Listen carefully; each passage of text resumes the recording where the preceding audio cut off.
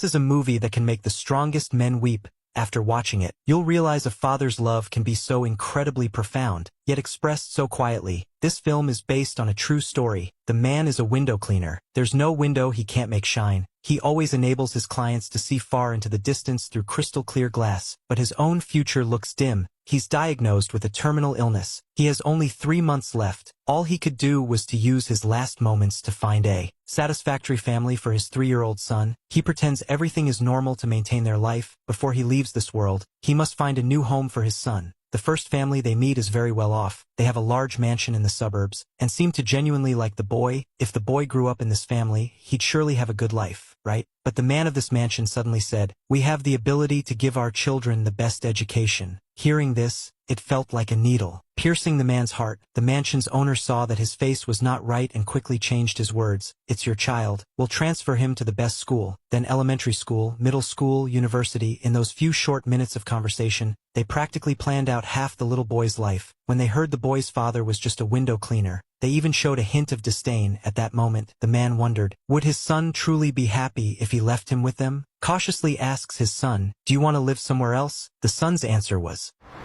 "I like him." The adoption agency found several families for the boy. They also suggested the man prepare a memory box for his son to open when he turned 18.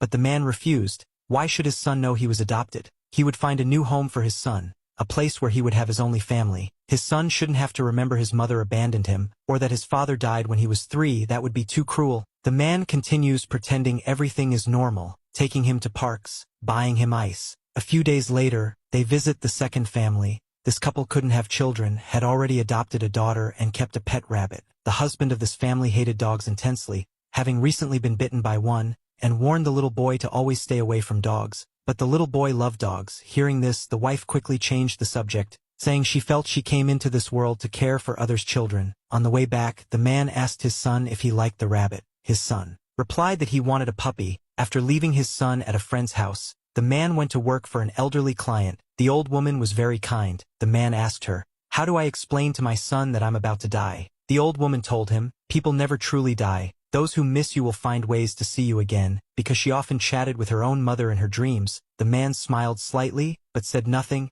After finishing work, he took his son to the park. His son saw a dead beetle and asked his father, "Why isn't it moving?" The father said, "The beetle died. All living things grow old and die. The body is left behind, motionless. It can't speak. It can't play." He didn't use the old woman's explanation. He didn't want his son to think he could still talk to him after death. The little boy's father has been thinking about his son's future but ignored his own illness, until, during one job, a splitting headache struck. He finally realized his time was truly running out. The little boy's father's headaches are getting more and more frequent. Although his son is only 3 years old, he is already very sensible. He couldn't express it well in words, but he would pour his father a glass of water and sit quietly beside him. Time was slipping away. The father took him to meet the third family. They already had 6 children, some biological, some adopted. To reassure the man, they emphasized they treated them all equally. They told the man his son would be their last child. The father didn't give an opinion, but the son grew visibly anxious,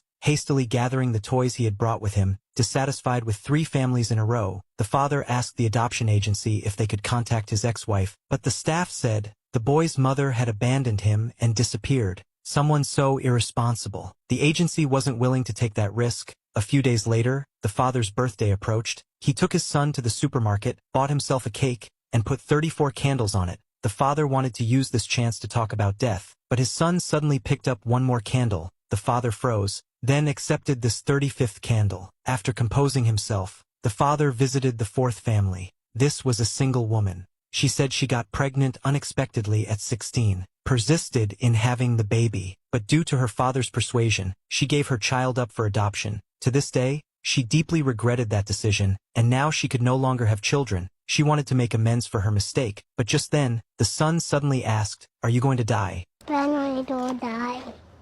The father froze. Now that his son actually spoke the word die, he didn't know how to explain. He went back to talk to his elderly client. The old woman mentioned her deceased husband. She thought she would never get over it, until last year, when she finally threw away his toothbrush. The man fell silent. They went to meet the 5th family, a pragmatic couple. They said adopting a child would be a whole new adventure. The husband even had a detailed model train room, and asked if the little boy might like it. The man was surprised by his childlike enthusiasm, saying he could bring his son to see it. But the husband said, when he's older, these models are very delicate. They wouldn't even let the boy take a toy rabbit home. On the way back, the son suddenly asked, "What's adoption?" The father was startled. He didn't know when his son had learned that word, but his time was nearly up. He didn't want to lie to his son. So he answered, if a child's parents can't take care of him anymore, then that child can find new parents to live with. His son said, I don't want to be adopted, then ran to the side of the path, stepping deliberately on the sidewalk cracks. Back home, the father tried to understand his son's feelings, but his body swayed unsteadily. He had lost his normal sense of balance. He bought his son new pajamas,